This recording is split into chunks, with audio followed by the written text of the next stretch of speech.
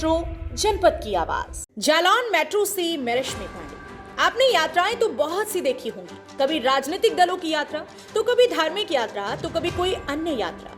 लेकिन आज हम आपको जिस यात्रा के बारे में जानकारी देने जा रहे हैं वो अपने आप में अद्भुत है।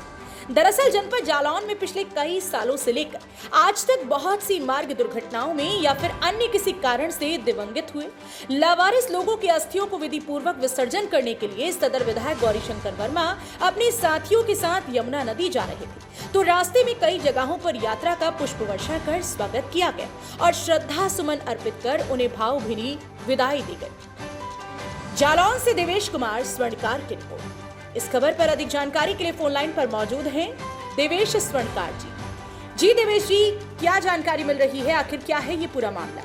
यात्राएं तो आप लोगों ने बहुत देखी होंगी, कभी धार्मिक यात्रा, कभी राजनीतिक पार्टी की यात्रा, कभी किसी दल की यात्रा, कभी किसी और मत की यात्रा, कोई मांग को लेकर यात्रा, कोई विरोध को लेकर यात्रा। लेकिन आज जालौन जिले में एक यात्रा ऐसी निकली जिसने अंतर्मन को झकझोर के रख दिया। जी हाँ, हम बात कर रहे हैं जालौन जिले के उरी मुख्यालय यानी मोक्ष धाम से निकली एक अस्थि कलश यात्रा की।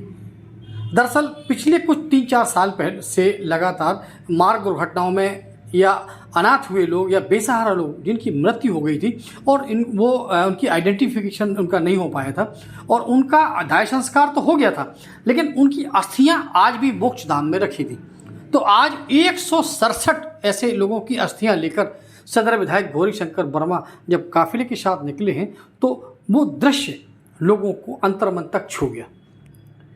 लोगों ने पुष्प वर्षा कर उसका स्वागत किया और भावभीनी उनको विदाई दी। सदर विधायक गौरीशंकर वर्मा ने यमुना नदी यानी शेरगढ़ घाट, कोठौन थाना क्षेत्र के शेरगढ़ घाट में यमुना नदी पर पहुंचकर उन अस्थियों को विधिवत पूजन अर्चन करवाकर ब्राह्मण से पूजन अर्चन करवाया और उनको यमुना नदी में विसर्जित किया।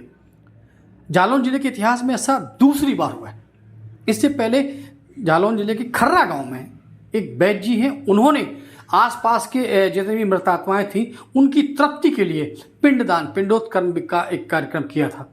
वो पहली बार लेकिन उसमें एक विशेषता और थी, उसमें उन्होंने सभी धर्मों के, हिंदू, मुस्लिम, सिख, ईसाई, जो आसपास के लोग खत्म हुए थे उन सब की आत्माओं की मुक्ति के लिए उन्होंने पिंडोत्कर्म वाला वो काम किया था। और आज उसके बाद ये दूसरी बार जालौन जिले के इतिहास में ऐसा देखने को मिला कि जब लावारिस, बेसहारा या अनाथ हुए लोगों की जो अस्थियां थीं जो पिछले कई सालों से मोक्ष धाम में रखी हुई थी, लगभग 167 लोग ऐसे आइडेंटिफिकेट किए गए थे।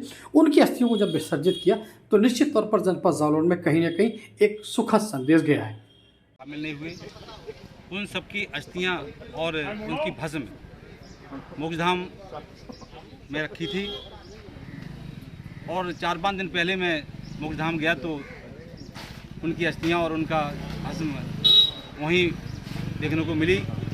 मुझे लगा कि ये हमारे क्षेत्र के लोगों की अस्थियां हैं और इन अस्थियों को उचित समय पर, उचित स्थान पर इनका पूजन करके इनका उरई के 11 ब्राह्मणों के साथ पूरा पूजा अर्चना के बाद पितृ विसर्जन का ये माह चल रहा है।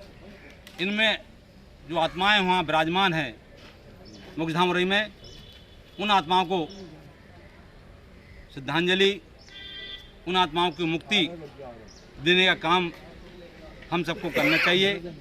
और मैंने एक दिन उरई नगर के सभी समाजसेवी, जालौन नगर के भी सभी समाजसेवियों को बुलाकर सलाह मशवरा की, तो बिना दलगत राजनीति से हटकर इस कार्यक्रम को करने का तय हुआ और इसमें समाज के सभी लोग आगे आए।